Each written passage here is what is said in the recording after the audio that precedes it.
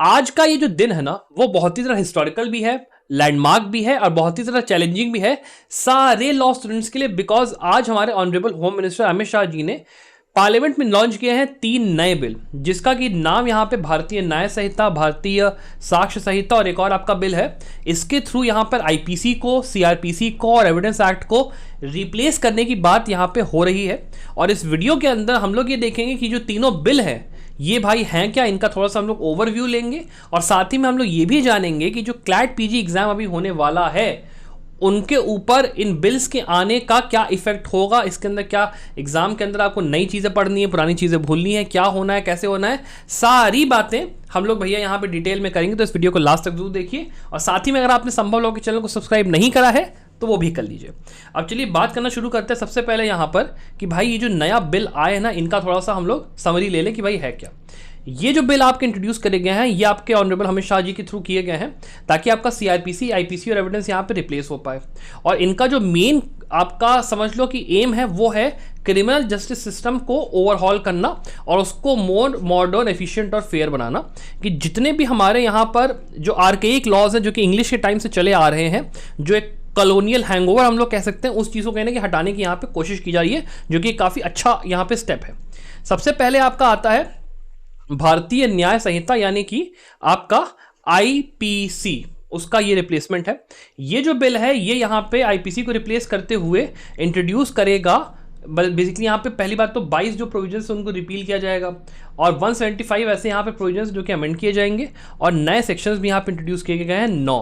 इसके अंदर आपके बहुत सारे ऐसे क्राइम्स, जैसे मान लीजिए रेप की बात करें तो उसके अंदर डेथ पेनल्टी को पहली बार इंट्रोड्यूस किया गया है। ऑर्गेनाइज क्राइम जैसा एक नया यहाँ पे जो वो है उसको पहली बार पूरा डिफाइन करा गया कि कैसे कैसे ये वर्क करेगा, क्या क्या चीज़ें इसमें आती हैं। साथ में आपका टेररिज्म हो गया, मॉब लिंचिंग हो गया, स्नैचिंग हो गया, ये सारी की सारी चीज़ें इसमें ऐड करी गई हैं। उसके अलावा यहाँ पे ये सेडिशन को और उसके अलावा मतलब सेडिशन को तो ये हटा रहा है, लेकिन जो नए सेक्शन यहाँ पे आ रहे हैं इसको रिप्लेस करते हुए, जैसे कि endangering the sovereignty, unity and integrity of India, इससे जुड़े हुए काफ़ी पूरे ना पार्ट्स यहाँ पे डाले गए हैं बिल के अंदर। अगर आप चेक करोगे बिल का मैंने डिस्क्रिप्शन नीचे दे दिया है, आप लिंक एक बार चेक कर लीजिएगा। उसके बाद जो दूसरा आपका एक्ट है वो है भारतीय नागरिक सुरक्षा संहिता 2023। ये जो आपका एक्ट है ये आपका सीआरपीसी को रिप्लेस कर रहा है बेसिकली। और इसका जो ऑफिशियल यहाँ पे बेसिकली ये है कि ये यहाँ पे भी देखोगे आप 9 प्रोविजंस यहाँ पे रिपील हो रहे हैं, 107 प्रोविजंस ऐसे हैं बेसिकली जो कि यहाँ पे अमेंड हो रहे हैं। और फिर उसके बाद 9 जो आपके प्रोविजंस इंट्रोड्यूस हुए हैं उसमें कहीं ना कहीं आप ये समझ सकते हो कि एफआईआर हो गया, इन्वेस्टिगेशन हो गया, ट्रायल हो गया, एविडेंस जजमेंट हो गया और इसमें 0 एफआईआर हो गया, डीम सैंक्शन हो गया, डिजिटाइजेशन होती है वीडियो कॉन्फ्रेंसिंग की वो पूरा हो गया और 4-5 चीज़ें यहाँ पर जो है चेंज की गई हैं। अब यहाँ पे हो सकता है कि थोड़ा सा जो नंबर्स मैंने मेंशन किया हो सकता है थोड़ा सा ऊपर नीचे हो जाए कि कितने रिपील हुए, बिकॉज अभी एकदम नया ये आपका बिल आया है। तो आई एम सॉरी अगर ऐसा कुछ भी होता है, थोड़ा सा मतलब हो सकता है गलती हुई हो कि कितने यहाँ पे अमेंड हुए, कितने रिपील हुए, थोड़ा सा गलती हो सकती है। बट जो मैंने जितना रिसर्च करा उसके हिसाब से बेस्ट में जो इतने कम टाइम में ला पाए वो मैंने यहाँ पे रखा है आपके सामने। उसके बाद एक आपका लास्ट में आता है भारतीय साक्ष्य संहिता यानी कि इंडियन एविडेंस एक्ट रिप्लेसमेंट है ये, जिसके के अंदर आप ये कह सकते हो कि ये आपके रिपील करता है 5 नए प्रोविजंस को, अमेंड करता है 23 प्रोविजंस को, इंट्रोड्यूस करता है कुछ नए प्रोविजंस जिसमें कि इलेक्ट्रॉनिक एविडेंस जो मेन आपका आता है उसके एडमिसिबिलिटी कैसे वो वर्क करेगा, किस तरीके से। अब आप अगर मान लो जैसे डॉक्यूमेंट्री एविडेंस आप ले रहे हो तो कैसे उसका सर्टिफाइड प्रूफ निकलेगा, बाकी सारी चीज़ें, ये सब कुछ यहाँ पे ऐड किया जाएगा। ये काफ़ी मेजर और काफ़ी ज़्यादा हिस्टोरिक चेंज है when it comes to criminal justice system, कहीं से कहीं आप कह सकते हो। और इसका इफेक्ट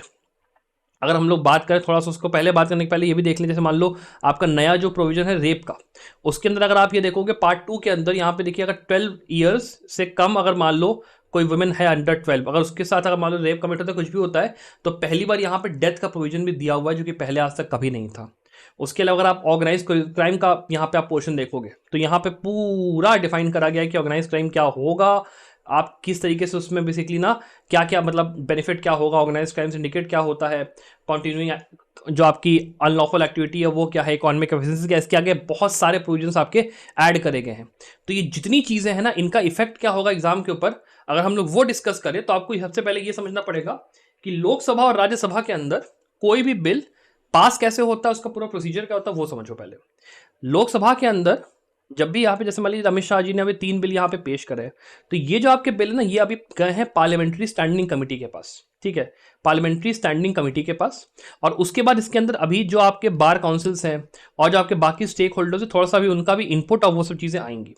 वो जब होगा उसके बाद, जब अभी आपका समझ लीजिए ये जो आपका सेशन था, ये वाला था आपका मॉनसून बजट सेशन, ठीक है, ये वाला सेशन अब जाके थोड़ा सा अपना ओवर हुआ है। तो जो आपका अगला सेशन है वो है आपका विंटर सेशन। उसी के अंदर इस पूरे एक्ट के ऊपर अब इसके आगे कोई काम हो सकता है, ठीक है। तो अभी ये जो एक्ट है it is just a bill. इस बिल को अभी पार्लियामेंट में इंट्रोड्यूस करा गया है। इसके ऊपर अभी पार्लियामेंट जो स्टैंडिंग कमेटी है वो अपने जो चेंजेस उनको लगता है वो करेंगे। पॉलिटिकल पार्टीज है वो भी अभी बताएंगे क्या होना है। बाकी जो सुप्रीम कोर्ट के जस्टिस थे या फिर लॉ यूनिवर्सिटीज़ थे हमारी, उन सबने तो दे ही दिया अपना इनपुट, लेकिन जो बाकी चीज़ें वो अभी होना बाकी हैं। तो अभी हम लोग यहाँ पे उम्मीद करके चल सकते हैं कि जो अभी फाइनल एक्ट आएगा ना, उसके अंदर जो प्रपोज्ड बिल है उसके थोड़ा सा चेंजेस उसमें होंगे, 19-20 होंगी चीज़ें, ज़्यादा चेंजेस नहीं होंगे लेकिन चेंजेस होंगे। तो अब अगर हम लोग बात करें तो यहाँ पे जो आप क्लैट पीजी एग्जाम के पॉइंट ऑफ व्यू से चीज़ों को देखते हो, तो क्लैट पीजी के एग्जाम के अंदर when you go for the syllabus guide, उसके अंदर ये लिखा हुआ है कि जो आपके इंपॉर्टेंट प्रोविजंस या फिर लेजिस्लेशन आते रहते हैं उस पर आपका जो काम है वो पढ़ के आपको रखना है उसको, ठीक है। यहां पर अब विंटर सेशन की अगर हम लोग बात करें लोकसभा की और या फिर आप बेसिकली पार्लियामेंट की बात करते हो, वो आपका कहीं ना कहीं मिड नवंबर या मिड दिसंबर में कहीं ना कहीं होगा। पिछली बार तो ये आपका समझ लो दिसंबर के महीने में ही शुरू हुआ था और हमारा एग्जाम ही यहाँ पे आपका 3 दिसंबर का बनता है। सो पॉइंट ये है कि आपके एग्जाम के ऊपर इस पर्टिकुलर प्रोविजन का कोई इफेक्ट मेरे हिसाब से ज़्यादा नहीं आने वाला है, बिकॉज जब तक ये आपका बिल आएगा, बिल आपका इंप्लीमेंट होके फिर उसका प्रेसिडेंट का असेंट मिलेगा, असेंट होने के बाद वो एनफोर्समेंट होगा उसका, तब तक होने में अभी टाइम है।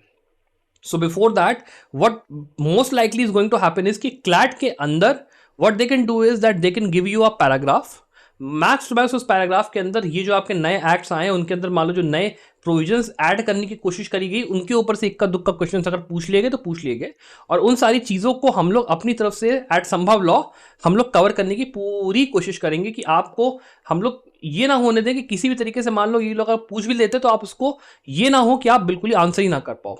थोड़ा बहुत ही यहाँ पे देखने की जरूरत है, बहुत ज़्यादा टेंशन लेने की जरूरत नहीं, बिकॉज ये कभी ऐसा बिल है जो कि अभी पार्लियामेंट्री स्टैंडिंग कमेटी पास गया है, उसका भी कोई बहुत ही हिस्टोरिकल या मतलब सिग्निफिकेंस नहीं, बिकॉज जब भी यहाँ पे कोई भी एक चीज़ एग्जाम में पूछी जाएगी वो तभी पूछी जा सकती है जब उसके ऊपर एक कॉन्स्टिट्यूशनल अमेंडमेंट हो चुका हो, पार्लियामेंट ने उसको असेंट दे दिया हो, उसके बाद अपना रेटिफाई हो गया हो, प्रेसिडेंट के पास साइन हो गया हो, सारी चीज़ें हो गई हो, जब वो अमेंडमेंट इन फोर्स आ चुका है तभी आप उसके ऊपर सवाल पूछने के ज़्यादा यहाँ पे एक समझ लो कि एक पावर रखते हो। लेकिन अगर आप बात करते हो ऐसे क्वेश्चंस में, जैसे मान लो पैराग्राफ जो होगा वो आपका करंट लॉ पे ही होगा, लेकिन उसके अंदर जो क्वेश्चंस होंगे, मान लो 1-2 क्वेश्चन जो पैराग्राफ में से रिलेट करके पूछे, उसके अंदर हो सकता है कि पूछ लिया जाए कि what do you mean by the organise crime blah blah blah, और उसके बाद अपना नया भारतीय साक्ष्य संहिता है भारतीय उसका दे दिया और क्वेश्चन उन्होंने पूछ लिया। मैक्स टू मैक्स ये होगा 2-3-4 क्वेश्चन आगे, उससे ज़्यादा आई डोंट थिंक सो कि इफेक्ट आने वाला है। लेकिन अगर ऐसा होता है कि नवंबर के महीने में मान लो विंटर सेशन शुरू हो गया, मान लो बाय मतलब ऐसे मिड नवंबर में या फिर मान लो नवंबर के लास्ट वीक में शुरू होने का मान लो ऐसा होता है, और ये बिल अगर पास होता है तो 3 तारीख को एग्जाम है, तो बहुत ज़्यादा डिफिकल्ट है कि यार पेपर के अंदर, क्वेश्चन पेपर के अंदर नए वाले आईपीसी को इंट्रोड्यूस करके या वो करके ये लोग करें, बहुत मुश्किल है, very difficult it would happen. तो अभी आप जो अभी आईपीसी सीआरपीसी एविडेंस और ये जो पढ़ाई आप कर रहे हो उसको कंटिन्यू रखो, उसको चेंज करने की जरूरत नहीं है। No need to change whatever you are reading, what you understanding, what you need to do is understand the new provisions that have been added by this bill। वो provisions क्या हैं उनका एक छोटा सा ब्रीफ आइडिया ले लो। ये मत रटने बैठना कि किस बैराक के किस सेक्शन में दिया है, क्या है, कैसे है, क्यों है, वो सब कुछ नहीं। फंडामेंटल जो फीचर्स हैं, जो उनके अंदर प्रोविजंस के अंदर मान लो सजा बढ़ा दी गई, या मान लो ये कह दिया गया कि भैया चलो हम इसका जो फंडामेंटल जो डेफिनेशंस है वो रट लिया, वो सब चीज़ें मैक्स टू मैक्स कर लो, लेकिन उसके आगे उसके ऊपर जाने की बिल्कुल भी जरूरत यहाँ पे आपको नहीं है। इसका ज़्यादा इफेक्ट नहीं आएगा क्लैट पीजी एग्जाम के ऊपर, और मैंने आपको पूरा डेफिनेशन और मतलब पूरा समझा भी दिया कि कैसे क्या है। अब फ्यूचर में हम लोग जो तीनों आपके एक्ट्स हैं उसके ऊपर हम लोग पूरे सेपरेट वीडियोस लाएंगे, जहां पे हम लोग पूरा डिटेल में समझाऊंगा मैं कि क्या क्या नए प्रोविजंस आए हैं, क्या क्या उसका इफेक्ट है, क्या कैसे हिस्ट्री पूरा मैं पूरा पढ़ाऊंगा आपको। डोंट वरी, उसकी टेंशन ना लो, वो पूरा यहाँ पे आपके सर बैठे पूरा आपको करवा के जाएंगे, टेंशन मत लो आप लोग, ठीक है। अपार्ट फ्रॉम दैट अगर आपको मान लो कोई और वीडियो ऐसा चाहिए या फिर कोई आपको डाउट हो तो प्लीज़ मुझे कमेंट्स नीचे बताएं। Apart from that I wish the very very best of luck for your future success. Bye.